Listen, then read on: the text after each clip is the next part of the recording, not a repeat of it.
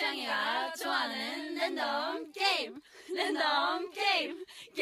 스타트.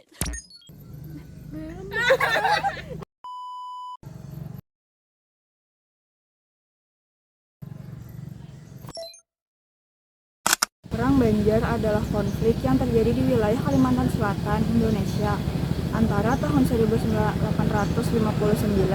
hingga 1906. Perang ini melibatkan pemerintah kolonial Belanda dan masyarakat Banjar yang dipimpin oleh Pangeran Antasari. Berikut adalah ringkasan sejarahnya. Latar belakang kolonialisasi Belanda. Sejak abad ke-19, Belanda mulai memperluas kekuasaannya di Indonesia, termasuk Kalimantan. Kebijakan pajak yang berat dan penguasaan lahan menjadi pemicu ketidakpuasan di kalangan masyarakat lokal. Kedua, Pangeran Antasari. Pangeran Antasari muncul sebagai pemimpin perlawanan terhadap penjajahan Belanda.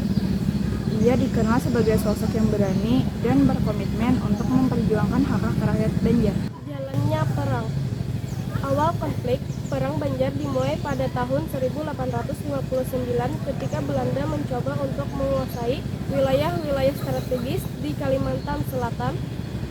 Masyarakat Banjar yang merasa terancam mulai melakukan perlawanan. Perang Gerilya.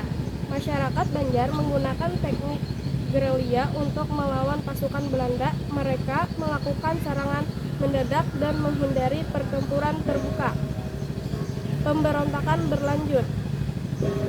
Meskipun Pangeran Antasari meninggal pada tahun 1862, perlawanan terus berlanjut di bawah kepemimpinan para tokoh lokal lainnya hingga tahun 1906.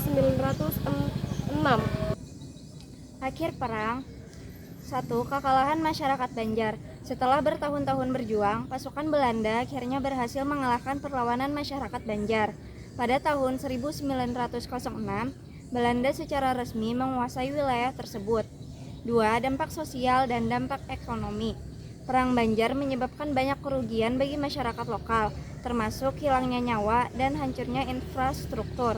Selain itu, kekuasaan Belanda semakin kuat dan pengaruhnya terhadap sistem sosial dan ekonomi masyarakat Banjar semakin mendalam. Waringan Banjar. Perang Banjar dikenal sebagai simbol perjuangan melawan penjajahan dan menjadi bagian penting dari sejarah perjuangan kemerdekaan Indonesia.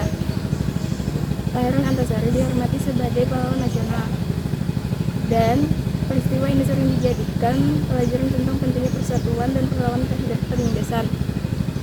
Perang ini juga mencerminkan dinamika antara kekuatan kolonial dan perlawanan lokal, serta dampaknya terhadap identitas dan budaya masyarakat setempat.